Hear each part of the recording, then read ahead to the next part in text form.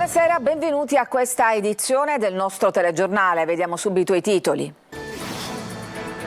Arriva il via libera del Comitato Tecnico Scientifico al termovalorizzatore di Catania. Sorgerà a Pantano d'Arci, ma è solo il primo passo di un lungo percorso. Dalla Wingetta al Calcio Catania, l'imprenditore Nino Pulvirenti, ospite alla trasmissione Il Punto, ripercorre i fasti e il declino della sua carriera. Prima stagio d'estate nella spiaggetta nera di San Giovanni Licuti, il tuffo dell'ultra novantenne Achille. I bagni d'inverno fanno bene. La giornata mondiale della torta, le ultime tendenze del dolce e della festa, dalla cassata alle creazioni in pasta di zucchero fino all'ironia nelle scritte di auguri. Calcio, Eugenio Codini resta sulla panchina del Palermo nonostante la batosta contro il Venezia. I rosanero dicono addio alle residue speranze di promozione diretta. Serie C, il Catania verso la finale di andata di Coppa Italia. Martedì la trasferta a Padova in cerca di continuità dopo la vittoria in campionato. Il pari di Latina alimenta le speranze play-off del Messina.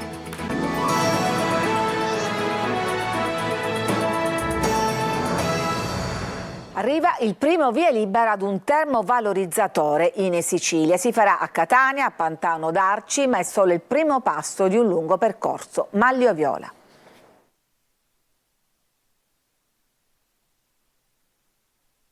Arriva il primo sì a un termovalorizzatore, anche se provvisorio e vincolato. È comunque un parere storico che viene espresso dal Comitato Tecnico Scientifico per le autorizzazioni ambientali della Sicilia. Si può dunque partire con le procedure per la realizzazione non di due, ma di un solo termovalorizzatore da fare a Catania, così come era stato lasciato intendere dall'assessore Roberto Di Mauro. Per la reale partenza delle procedure di appalto e realizzazione però bisognerà attendere un altro parere vincolante, ovvero il nulla osta dell'autorità d'ambito. Sono 14 quesiti ambientali sui quali le autorità competenti dovranno esprimersi perché il termovalorizzatore sia realmente autorizzato. Dunque non è ancora un vero e proprio via libera, ma comunque un passo avanti significativo.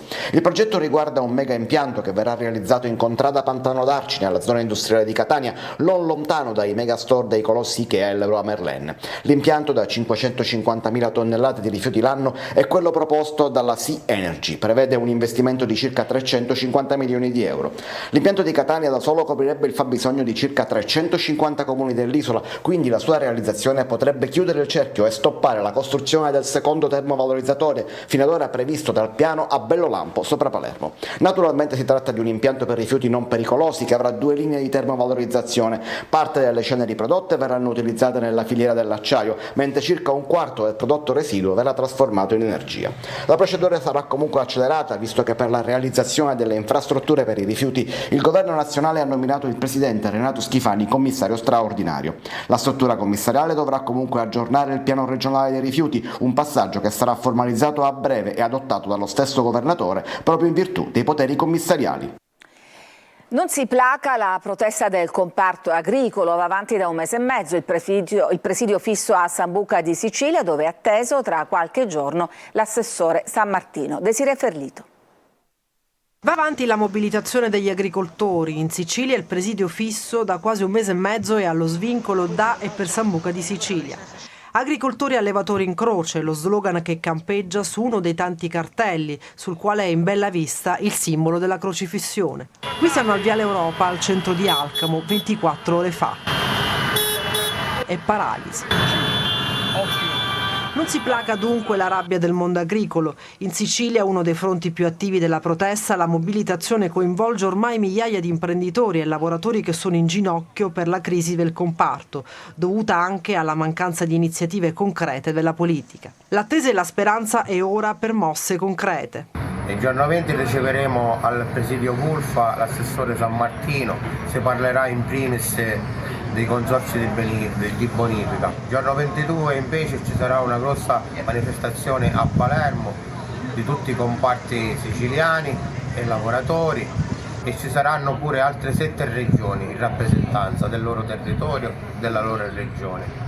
Il presidio permanente organizzato dal Movimento Spontaneo dei Produttori Agricoli della Valle del Belice va avanti dal 5 febbraio e crea certamente disagi alla viabilità, ma serve per tenere accesa l'attenzione sui rischi che corre l'agricoltura di tutto il paese.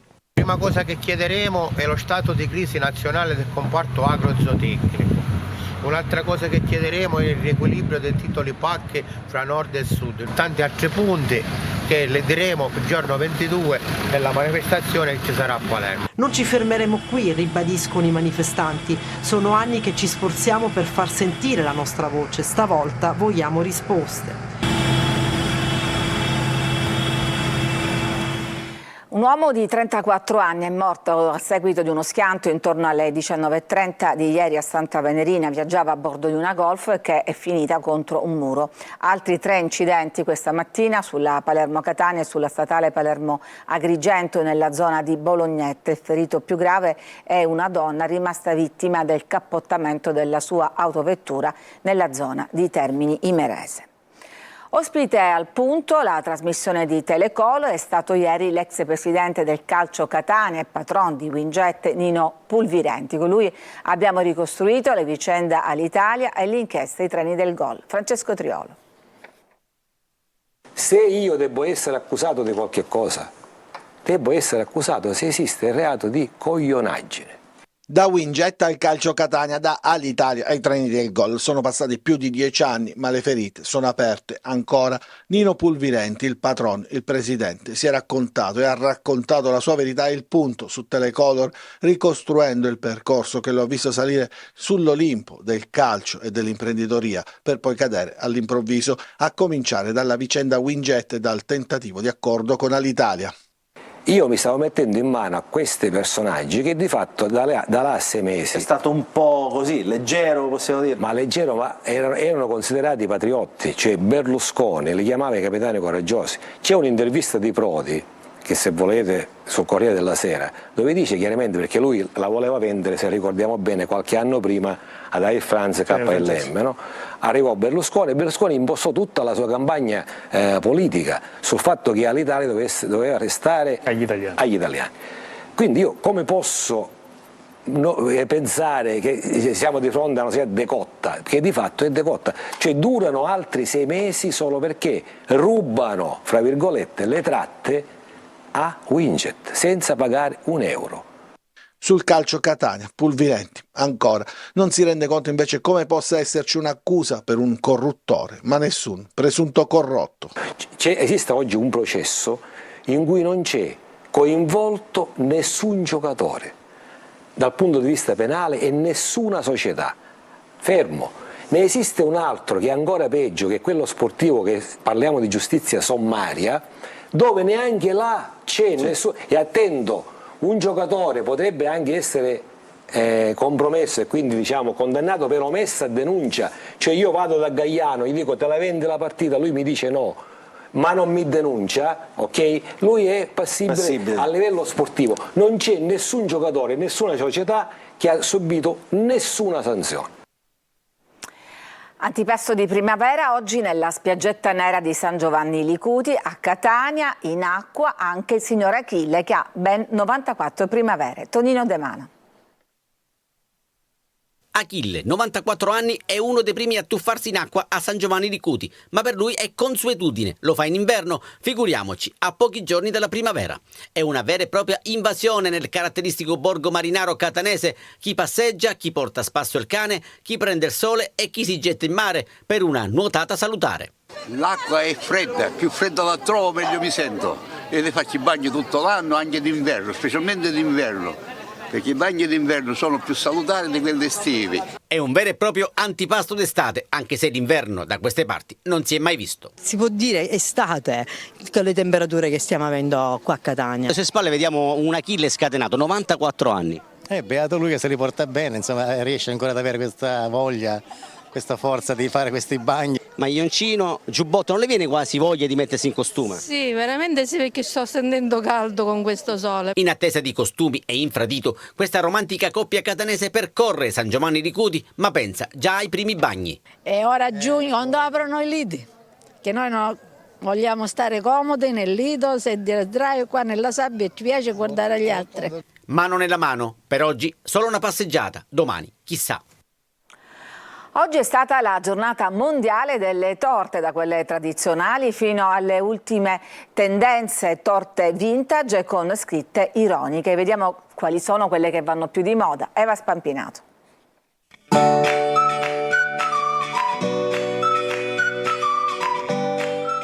la giornata mondiale della torta. Ma quando ti dico torta, cosa pensi? Qualcosa di dolce, un compleanno. Sinonimo di feste e di traguardi, di tempo trascorso in famiglia, tra cucina e tavole imbandite, una torta non è solo un dolce buonissimo da mangiare, ma è anche un modo per dimostrare agli altri il piacere di condividere una gioia. Dalla tradizionale cassata siciliana alle torte in pasta di zucchero fino alle ultime tendenze, puntando anche sui prodotti del territorio. Dalla torta al limone, all'arancia, alle fragoline che noi abbiamo qua a Lettina, si può usare dal pistacchio alla nocciola al fico d'India. Che sia tradizionale o innovativa, la torta è la regina della festa. Le nuove tendenze sono le vintage cake. Praticamente sono delle torte stuccate in crema di burro con degli rigori, chiamiamoli così, che io faccio con le sacca poche, con i vari beccucci. E le ultime tendenze la vogliono assolutamente ironica. E poi sopra mi dicono la frase da scrivere, di solito sono frasi simpatiche, particolari, che comunque rispecchiano il carattere del festeggiato, della festeggiata. Ho scritto: se non mi trovi cercami da Zara. Una torta che è andata virale. Non sto zitta se ho torto, figuriamoci se ho ragione. Compleanni, matrimoni, feste per bambini, la moda vuole che sia personalizzata e abbinata al tema dell'evento. Facciamo spesso degli sweet table completi. Molte volte si opta per la torta scenografica finta. Accompagniamo con torte da mangiare, biscotti decorati, cupcake, K-pops. L'importante è che poi la torta faccia la fine giusta, senza finire in faccia a nessuno. Ci fermiamo, c'è una pausa e poi torneremo per raccontarvi uno dei monumenti di Catania, il monumento ai caduti, caduto nell'oblio e nel degrado. A tra poco.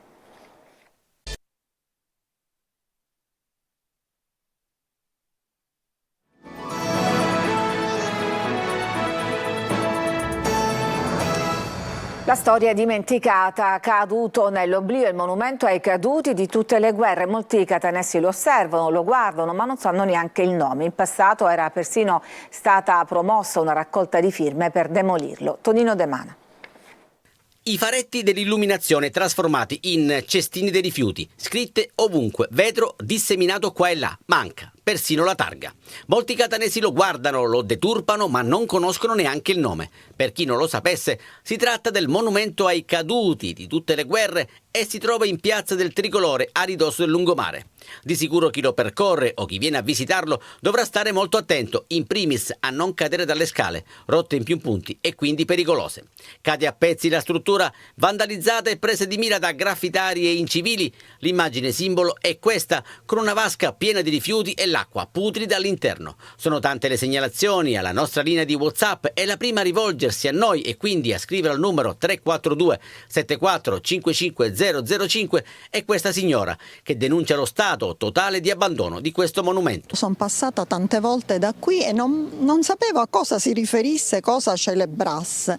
Quindi già non c'è una targa, non c'è qualcosa di riferimento e poi in queste condizioni è un monumento fatiscente. Siccome so che il sindaco di Catania è molto attivo, io effettivamente mi sento in dovere di segnalare questo. Le condizioni sono precarie, proprio bruttissime, quindi un monumento questo dovrebbe essere, penso, tenuto molto efficiente, molto pulito. Un'opera di architettura moderna in cemento armato che meriterebbe miglior sorte, almeno per due motivi. Conservazione e promozione potrebbero stilare un piano di gestione affinché questo bene possa essere utilizzato, diventare elemento attivo della città invece che servire soltanto per buttare via cartaccio delle passeggiate col cane. In passato è stata effettuata anche una raccolta firme per demolirlo. Da tempo, invece, si parla di riqualificarlo. Nel dubbio, al momento, resta nell'oblio. La Sicilia che protegge la biodiversità a Vendicari un convegno per celebrare i 40 anni dall'istituzione di 17 aree protette. Francesco Aloi. Sole, mare e storia, ma la Sicilia è anche natura. Parchi, aree marine, riserve, luoghi da amare e preservare, sempre più meta di visitatori. Negli ultimi anni abbiamo visto una presenza molto importante, nonostante che dal 2020 la riserva ormai è fruibile solo attraverso il pagamento di un ticket. Vendicari nel Siracusano, come altre 16 aree protette, veniva istituita 40 anni fa. Proprio qui, con un convegno, si fa il punto della situazione. Anche se obiettivamente le riserve sono nate 44 anni fa, con la prima riserva che è quella dello zingaro. Centinaia e centinaia di specie diverse arricchiscono la fauna protetta in Sicilia. Vendicari è una zona umida di interesse internazionale e quindi la maggior parte dell'avifauna è avifauna migratoria che passa dai nostri pantani per poter poi continuare la migrazione. Proteggere l'ambiente per proteggere l'uomo.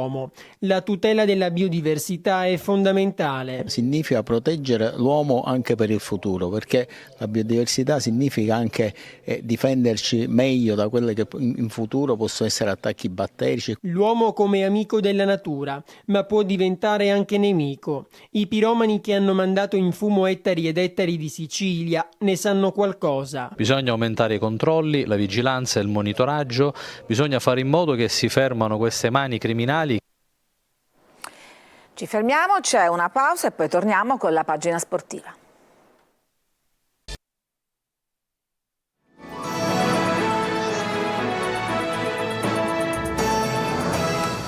Siamo al calcio, Eugenio Corini resta al Palermo nonostante la batosta contro il Venezia, momento delicato per i siciliani che venerdì sera hanno detto addio alle residue speranze di promozione diretta. Marco Gullà. Eugenio Corini resta al Palermo nonostante i risultati della formazione rosanero dicano altro. 6 sconfitte in casa sono tante, l'ultima, quella rimediata con il Venezia, ha messo a nudo tutti i limiti di una squadra che sembrava aver trovato la maestra via. Poi un blackout. Il Palermo non è maturo per giocarsi la promozione diretta. Parma, Venezia, Como e Cremonese hanno qualcosa in più. Inoltre la spaccatura tra Corini e la piazza è ormai netta, con la contestazione dei tifosi nei confronti dell'allenatore al termine dello 0-3 con i lagunari. Con Corini, che resterà in sella fino al termine della stagione, l'obiettivo minimo adesso per i siciliani è il miglior piazzamento in zona playoff. Il nostro obiettivo è, partita dopo partita, riuscire a posizionarsi il meglio possibile. Finché c'è speranza, noi bisogna dare il massimo per metterci nella miglior posizione. Adesso la sosta per le nazionali. Il Palermo tornerà in campo nella giornata di Pasquetta, l'1 aprile, per affrontare il Pisa fuori casa. Il Catania si prepara alla finale di andata di Coppa Italia di martedì in casa del Padova. Marco Carli. Se la vittoria con il Cerignola sarà stata un toccasana per il morale e soprattutto per la serenità del gruppo Catania lo sapremo col tempo. Certo è che il gol di Zammarini al culmine di una ripresa in cui a meritare di più sono stati gli avversari ha aperto la strada al meglio all'andata della finale di Coppa Italia di Padova. In palio un trofeo e anche un'altra potenziale iniezione di fiducia se si riuscirà a venire fuori al meglio da una prima sfida in casa di una squadra che è seconda nel girone A, autrice di una stagione di gran lunga migliore dei rossazzurri, ma reduce da una sconfitta e 2 pari nelle ultime 3. Prima però erano arrivate 5 vittorie di fila. Adesso comunque dobbiamo tornare a essere fiduciosi, queste partite, queste vittorie comunque ci aiutano a trovare fiducia e per il proseguo sia del campionato che della Coppa e cercare di trovare positività soffrendo queste gare che ci aiutano. E dobbiamo andare avanti continuando a lavorare giorno per giorno perché sicuramente non abbiamo fatto niente. Rossazzurri che in trasferta in campionato non raccolgono punti dal 2 febbraio e che a Padova saranno seguiti da un gran numero di tifosi, previsti fra 2.000 e 2.500 sostenitori etnei. C'è poi la questione infortuni. Di Carmine è fondamentale per esempio in un reparto avanzato che senza di lui ha mostrato ulteriormente le sue pecche. L'attaccante sarà a disposizione così come Quaini, non ci saranno Teio e Buà, si prova fino all'ultimo per Celli. So che non stiamo rendendo come tanta gente si aspettava, però anche un momento delicato, ci prendiamo quello che viene adesso. Il Messina adesso che esce indenne dalla doppia trasferta di Benevento e Latina e resta in corsa per i play-off. Sergio Colosi. Il risultato è lo stesso, la prestazione no. Il Messina dopo Benevento porta a casa da Latina un nuovo pareggio, si avvicina alla salvezza e rimane in corsa per i play-off. Secondo 1-1, ma questa volta prestazione poco brillante. Di positivo però il punto che è pesante, senza correre grossi rischi, finale a parte. I gol entrambi nel primo tempo realizzati da Mastroianni e Zunno, che hanno raggiunto quota 7 nella classifica dei marcatori. Mastroianni al minuto 10 ha finalizzato un'iniziativa dalla sinistra di Ercolano, con la difesa avversaria distratta e piazzata male. Il buon avvio del Latina ha messo in crisi il dispositivo organizzato da Modica, che nei 3 reparti ha preferito Polito, Giunta e Luciani. Il Messina però ha identità di gioco, sa soffrire e colpire al momento opportuno, come al 29esimo, con il diagonale di Zunno dopo uno scambio con Giunta. Una paratona di Fumagalli, un errore di Fabrizi e un intervento di testa sulla linea del moldavo Dumbravano salvano i peloritani in chiusura dei 2 tempi. Nel mezzo tantissimi errori da una parte e dall'altra. La fiducia concessa da Modica a Luciani non gli basta per rilanciarsi, fase offensiva non pervenuta negli ultimi 15 metri, mentre nel finale il Latina lavora il Messina ai fianchi. L'1-1 però tiene e rinvia ogni sentenza alle prossime giornate. È tutto per questa edizione, grazie per averci seguito, vi auguro una buona serata.